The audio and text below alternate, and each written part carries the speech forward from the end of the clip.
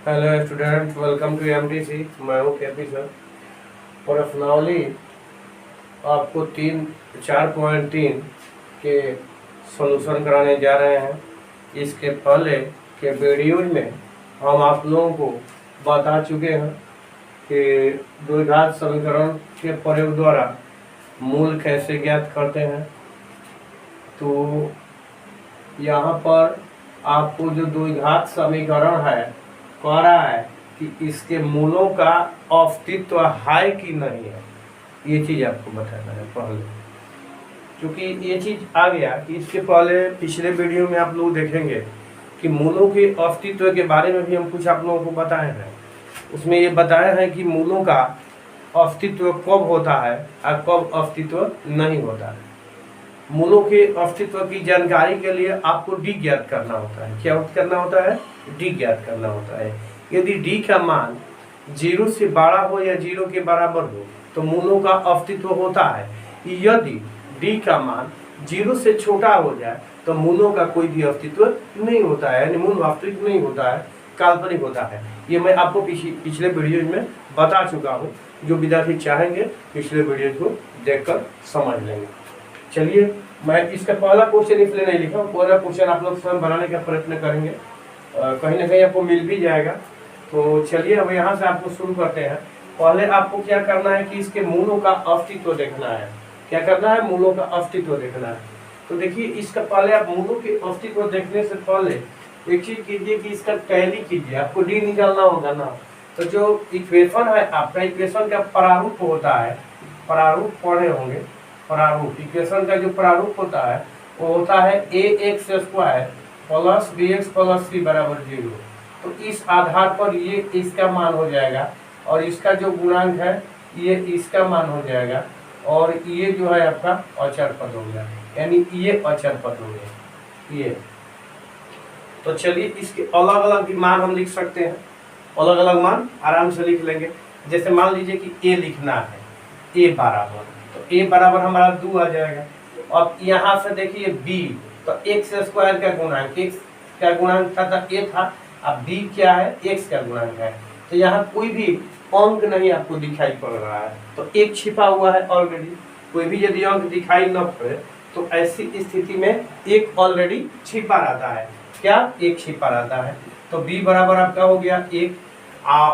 c देखिए यहाँ plus में है और यहाँ माइनस में है, यहाँ प्लस में है, यहाँ माइनस में है। तो आपको बता दें कि ये जो माइनस है आपको लिखना होगा c बराबर -4 इक्वल टू 0।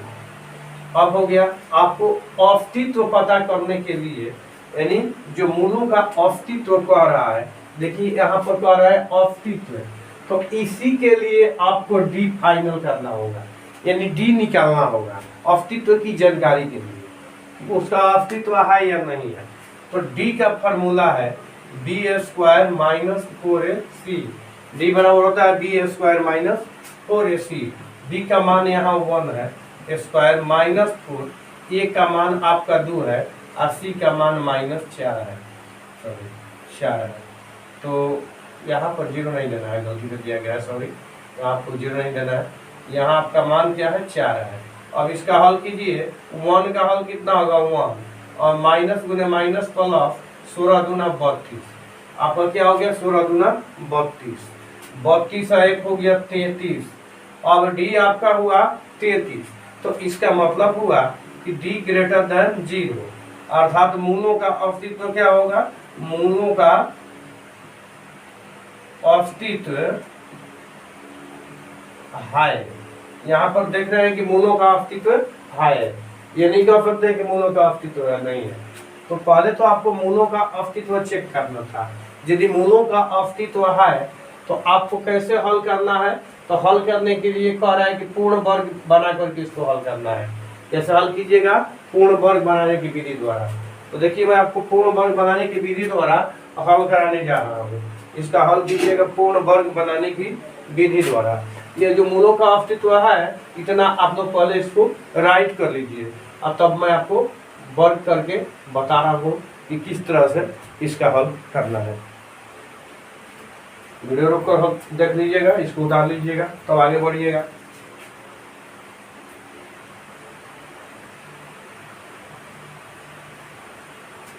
चलिए आपको बताना है ना इसका वर्ग पूरा करने के लिए, तो 2x square plus x minus 4 equal to 0 है।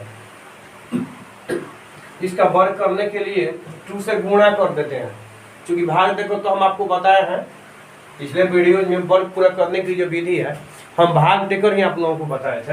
यहाँ पर हम क्या करते हैं, इसको गुणा करके बता देते हैं।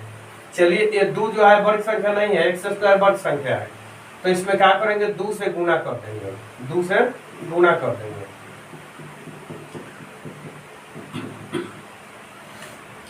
चलिए यहाँ भी गुना होगा, दोनों ओर गुना होता है, एक और नहीं होगा दोनों ओर होगा, एक और होगा तो मान में परिवर्तन हो जाएगा, एक और कदापि गुना मत कीजिएगा।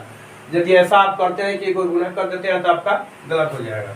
और देखिए आपका हो गया 4x स्क्वायर आप प्लस 2x और माइनस 8 इक्वल टू 0, ये आपका हो गया।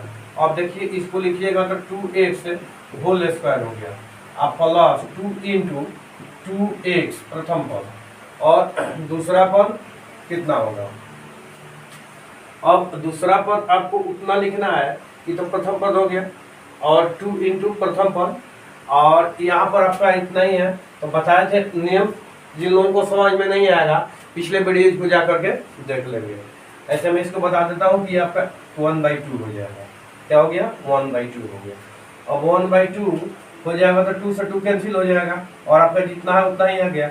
अब इसमें 1/2 है तो 1/2 के होल स्क्वायर, इतना बढ़ गया तो फिर इसको घटा देना है, माइनस 1/2 के तो कितना जितना बढ़ाए हैं उतना ही, और इसके बाद में माइनस 8 इक्वल टू 0। मैंने आपको पिछले वीडियोज में ये सब सारा चीज जो है विधिवत सब जा चुके हैं। अब देखिए यहाँ से लेकर के यहाँ तक, कहाँ से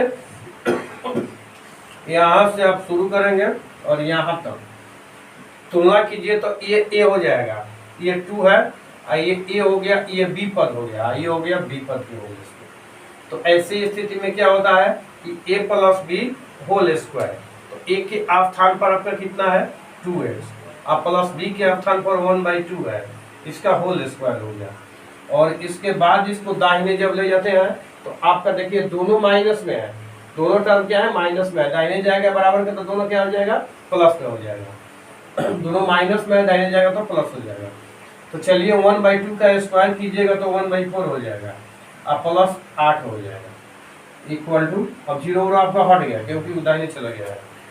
या अब यहाँ ध्यान दीजिएगा, अब वर्ग जैसा है उसको छोड़ देते हैं, क्योंकि इसका पहले कैलकुलेशन कर लेते हैं।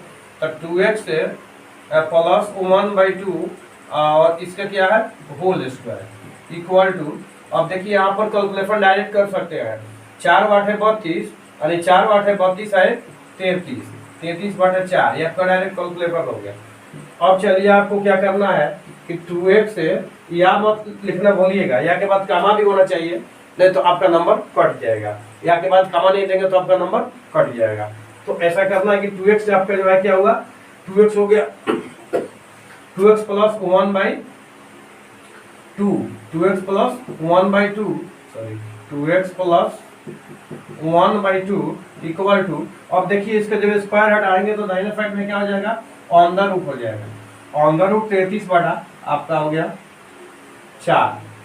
अब चलिए अब देखिए इसका 2x इक्वल टू कितना हो जाएगा, तो ये तो दाहिने जाएगा तो क्या होगा माइनस 1/2 हो जाएगा, ये हो गया प्लस माइनस क्योंकि रूट का हल होता है प्लस माइनस में, तो प्लस माइनस अब चाहेंगे तो यहाँ भी लिख सकते हैं कोई दिक्कत नहीं है, नहीं भी लिखा है तो यहाँ लिख सकते हैं कोई दिक्कत नहीं है। तो आपका रूट 33 तो हो ही जाएगा, अंदर रूट 4, तो अंदर रूट 4 का वर्गमूल जानते हैं कितना होता है, अंदर रूट 4 का वर्गमूल आपका 2 होता है, तो ये आपका 2 हो गया। तो यह आपका हो गया 2x इक्वल टू लिखिए आपका है एलसीएम 2 हो गया, अब -1 आप प्लस माइनस अंदर रूट 33 या x इक्वल टू और -1 आप प्लस माइनस अंदर रूट 33 और 2 से यहाँ क्या है गुना है, तो जब गुना है तो दाहिने आएगा तो क्या हो जाएगा भाग में हो जाएगा।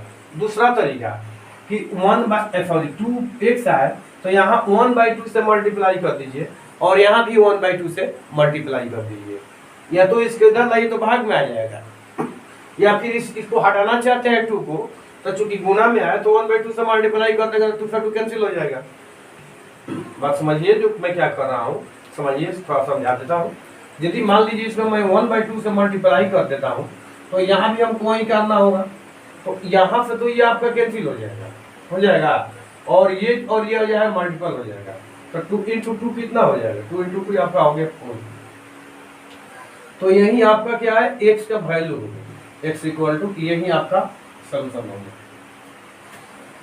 हाँ तो स्टूडेंट्स एक चीज आप लोग ध्यान देंगे कि जो भी विद्यार्थी पढ़ रहे हैं, जो लोग मेरे वीडियो को देख रहे हैं, थोड़ा सा आप लोग ध्यान देंगे कि मैंने आप लोग को एक चीज बताए थे कि इसका शॉर्ट निराकरण हो सकता है। क्या हो सकता है, शॉर्ट निराकरण हो सकता है। तो शॉर्ट निराकरण जितना भी आपका द्विघात समीकरण है सबका नहीं हो सकता। देखिए ना, यहाँ जब इसका गुना करेंगे तो 8 आ जाएगा, गुणनफल आपका क्या हो जाएगा, -8। और उसको भी समझा देते हैं, चूंकि बताया तो बताना पड़ेगा। -8 यदि आपका आ गया तो इस तरह से इसका 2 भाग करना है कि प्लस में 1 आ जाए, प्लस में 1 आ जाए, इसका ऐसा 2 खंड है। तो 8 का आप ऐसा 2 खंड कर नहीं सकते हैं कि दोनों का गुणनफल जो है 8 हो और जगफल या अंतरफल +1। तो इस स्थिति में आप ऐसे इसका निराकरण कर ले सकते हैं द्विघात समीकरण द्वारा, आगे बता देंगे। पूर्ण वर्ग विधि द्वारा थोड़ा ज्यादा समय लगेगा, लेकिन द्विघात समीकरण द्वारा इसका निराकरण करने में कम समय लगेगा। लेकिन यहाँ से डायरेक्ट करने में देखिए यहाँ पर फिर इतना था ना, तो ऐसे बनाने के लिए फिर आपको अब ये 33 पर जाना होगा, 33 पर जाना होगा, तो इतना यही लंबा हो जाएगा शॉर्ट मेथड। तो परीक्षा में यदि आपसे पूछा जाएगा तो इस तरह के क्वेश्चन जो है ऑब्जेक्टिव में नहीं पूछा जाएगा। ऑब्जेक्टिव में आपसे वही क्वेश्चन पूछा जाएगा जिसका गुणनखंड आसानी से आप कर सकते हैं। दूसरी बात, गुणनखंड कुछ द्विघात समीकरण का नहीं होने के कारण ही द्विघात फार्मूला जो है आप किया गया और द्विघात फार्मूला को अप्लाई किया जाता है। यदि सारा काम गुणनखंड द्वारा हो जाता तो फिर द्विघात समीकरण के जो सूत्र है इसका कोई औचित्य ही नहीं होता। लेकिन ऐसा नहीं है, कुछ ऐसे भी होते हैं द्विघात समीकरण की इसका नहीं हो पाएगा गुणनखंड, तो ऐसी स्थिति में इसका औचित्य होता है। जैसे इसके पहले भी मैंने आप लोगों को बताया था कि ये जो डी निकाले थे इसके पहले, तो डी > 0 था। कभी कल ऐसा होता है कि डी < 0 हो जाए, तो यदि डी < 0 हो जाता है तो बताए थे कि इसका वास्तविक हल नहीं होगा, वो आप लोगों को नहीं पढ़ना है। वास्तविक हल किसको पढ़ना है, तो जब वह आप लोग अगले साल यानी 10+2 में जब आप लोग जाएंगे तो आप लोगों को उसका भी हल करना है। उसके लिए एक इमेजिनरी नंबर आ जाती है जो सोरा का आप लोग हल करना है। तो अब रही बात कि यदि उस तरह से सोल्यूशन जितना द्विघात समीकरण हो जाता तो फिर इमेजिनरी नंबर की आवश्यकता ही नहीं पड़ती द्विघात समीकरण के अंतर्गत। या और कहीं ऐसा ही समस्या आ जाती है कि यदि उसका समीकरण रियल नंबर में हो सकता था समाधान, तो फिर उसको मतलब इमेजिनरी नंबर की आवश्यकता नहीं पड़ेगी। तो ऐसा नहीं होता है, तो कुछ ऐसे चीज होते हैं जो कि उसको आपको जनरली बनाना पड़ता है। तो चलिए इसको देखिए, इसके बाद मैं नेक्स्ट क्वेश्चन आपको बता रहे हैं।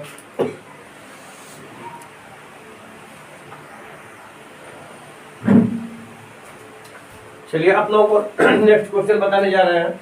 नेक्स्ट क्वेश्चन देखिए क्या होता है नेक्स्ट क्वेश्चन में कि आपका आ गया है 4x² + 4√3x + 3 = 0। तो पहले आपको क्या इसमें करना है, इसका भी अस्तित्व देखना है। तो इसमें आप d निकालेंगे तो d बराबर होता है b²। b के स्थान पर 4√3 है, इसका स्क्वायर कर दीजिए माइनस 4ac, तो 4 × a पद भी 4 है, c पद 3 है। चलिए देखते हैं इसका कितना हो जाता है। तो इसका हो जाएगा 4√3। यहाँ पर आपको समझा देना चाहते हैं कि 4√3 का होल स्क्वायर जब आप तोड़ने जाएंगे तो कैसे तोड़ेंगे। देखिए इसका मतलब क्या होता है कि 4√3 × 4√3 और 4 में 4 से गुना करेंगे तो कितना हो जाएगा, 4 × 4 = 16 और √3 × √3 = 3। √3 गुना √3 बराबर 3, तो 16 3 48, आपका कितना हो गया 48। यहाँ पर क्या हो गया 16 3 48 यानी 0, तो यहाँ पर क्या हो गया d बराबर 0, अतः मूल क्या होंगे, अतः मूल वास्तविक होंगे। अर्थात क्या है, मूलों का अस्तित्व है, अर्थात मूलों का अस्तित्व है, अर्थात मूलों का अस्तित्व है। यहाँ पर आप क्या कह सकते हैं कि मूलों का अस्तित्व है। अब चलिए आगे आपको बताते हैं कि यदि मूलों का अस्तित्व है तो क्या कह रहा है कि मूल आपको ज्ञात करना है वर्ग पूरा करने की विधि द्वारा। तो देखिए जब इसको वर्ग पूरा करने की विधि द्वारा चलिएगा तो 4 जो है स्वयं वर्ग संख्या है, 4 आपका क्या है वर्ग संख्या है, तो 4 का कितना हो जाएगा 2x whole square plus 2ab, तो 2 इंटू 2x, ये a पद हो गया। अब हमारा b पद तलाशना है कितना होगा, तो देखिए b पद में क्या होगा, 2 दूनी का 4 है ना, √3 इसमें बढ़ जाता है, तो यहाँ पर क्या कर दीजिएगा वही √3 हो गया। अब आपका जितना है इसका मध्य पद आ गया, तो जब मध्य पद आ गया तो ध्यान दीजिए, रुकिए ध्यान दीजिए, यहाँ पर आपको बताया था पहले बनाने के लिए। अब जिनको ये बनाने में समस्या होगी वो पिछले वीडियो में चले जाएंगे और आराम से जो समझ लेंगे। यदि नहीं जाएंगे तो चलिए यहाँ पर देखिए, ये हो गया आपका बढ़ा है ना, तो इसको ऐड करते हैं और इसी को फिर क्या करते हैं घटा लेते हैं, यानी सब्ट्रैक्ट कर लेते हैं, और आपका कितना बच जाएगा। इसके बाद में सी पद बच गया, सी पद आपका 3 है इक्वल टू 0 हो गया। चलिए इसके बाद हम आगे बढ़ते हैं या अब यहाँ तक आपको क्या बताया था, आपको यहाँ से लेकर के यहाँ तक बताए थे कि होल स्क्वायर बन जाएगा, ये a स्क्वायर हो गया plus 2ab plus b square equal to, देखिए अब ये प्लस में आया है, तो जब भी प्लस में आया है तो 2x अब प्लस क्या हो जाएगा 2x प्लस √3 और ये जो है होल स्क्वायर। जब इसको दाहिने ले जाइएगा तो देखिए ये क्या है प्लस में है, क्या होगा माइनस में है तो दाहिने जाएगा तो प्लस में हो जाएगा, और √3 के स्क्वायर 3, और यहाँ पर ये क्या है प्लस में है, ये इधर आएगा तो ये माइनस में हो जाएगा। इससे काम हो गया तमाम। अब आपका हो गया 2x प्लस √3 होल स्क्वायर बराबर क्या हुआ 0। अब चलिए बढ़िए देखिए, इसको मिटा देते हैं। आपका जो हम बताए थे वही आ गया, देखिए 0 आ गया ना, तो अब जो है यहाँ पर आप लिख सकते हैं कि 2x प्लस √3 बराबर 0, क्योंकि √0 बराबर 0, तो आपका आ गया 0, तो क्या हो जाएगा 2x इक्वल टू, अब ये जो है 0 माइनस √3 हो जाएगा, 0 माइनस √3 का है यहाँ प्लस में है, आज जब बराबर के दाहिने जाएगा तो किस में होगा माइनस में चेंज हो जाएगा, तो 0 माइनस √3 बराबर माइनस √3, इसलिए आपका x बराबर माइनस √3 अब बाटा में हो गया 2, तो ये आपका x का वैल्यू आया। अब ध्यान दीजिएगा, या पिछले वीडियो जाकर देख लीजिएगा, हम आपको बताए हैं कि यदि d बराबर 0 तो मूल वास्तविक होगा और समान होगा। इस स्थिति में मूल क्या होगा तो -b/a होगा। देखिए आपका मूल जो आएगा -b/2a, मूल -b/2a आएगा, तो ये जो है b हो गया, माइनस में कीजिएगा तो माइनस में आ जाएगा, 2 इंटू a, तो 4 से 4 कट गया, 2 बच गया, तो आपका आ गया। तो इस तरह से भी बना सकते हैं, तो ये आपका बन गया क्वेश्चन। चलिए इस क्वेश्चन को देखिए और आपको नेक्स्ट क्वेश्चन बताने जा रहे हैं।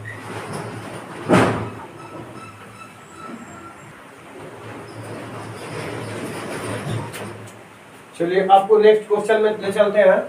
2x square plus x plus 4 equal to 0, ये आपका क्वेश्चन नंबर 4 है। अब इसमें आपको सबसे पहले क्या करना है, सबसे पहले d ज्ञात करना है, तो जब d ज्ञात कीजिएगा तो d बराबर b² माइनस 4ac लिखिएगा।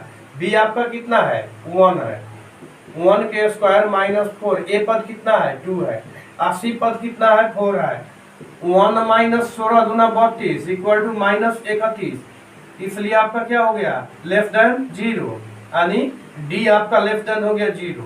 मूलों का अस्तित्व है, मूलों का अस्तित्व नहीं है, मूलों का अस्तित्व नहीं है। तो नहीं है तो क्या कीजिएगा, हल कीजिएगा, तो नहीं हल होगा। इसलिए मैंने आपको विविक्तिकर बताया था, विविक्तिकर यानी डिस्क्रिमिनेंट, कि आप यह जान जाएंगे कि मूलों का अस्तित्व है कि नहीं। यदि मूलों का अस्तित्व नहीं है तो आपका मूल ज्ञात नहीं करना है। किसी भी विधि द्वारा मल्टी क्लास के बच्चों को मूल ज्ञात नहीं करना है यदि उसका अस्तित्व नहीं है। मूल नहीं ज्ञात करना है यदि अस्तित्व नहीं है। तो इसके बाद में जो आप 12 को कभी हम पढ़ाएंगे तो आपको बताएंगे कि अब कैसे ज्ञात होगा। आगे इसको ज्ञात होता है लेकिन वो 12 में कोई भी पढ़ाएगा 12 में तो आपको ज्ञात कराएंगे लोग। तो यहाँ पर इतना ही समझिए। तो अगले वीडियो में हम आप लोगों से मिलेंगे, तब तक ले आप लोग क्या करेंगे कि 4.3 का जितना क्वेश्चन बन सकता है आप लोग बनाएंगे, जो नहीं बनेगा कमेंट के माध्यम से आप लोगों को बताएंगे तो मैं इसे सॉल्व कर दूंगा, या इसके पीछे भी जो मैं क्वेश्चन छोड़वा चुका हूँ कि आप लोग बना लेंगे। यदि नहीं बन पा रहा है तो कमेंट के माध्यम से आप लोग बताएंगे तो मैं उसे पुनः आपको बता दूंगा, नहीं तो बन रहा है तो सही है, आगे बढ़ते चलिए।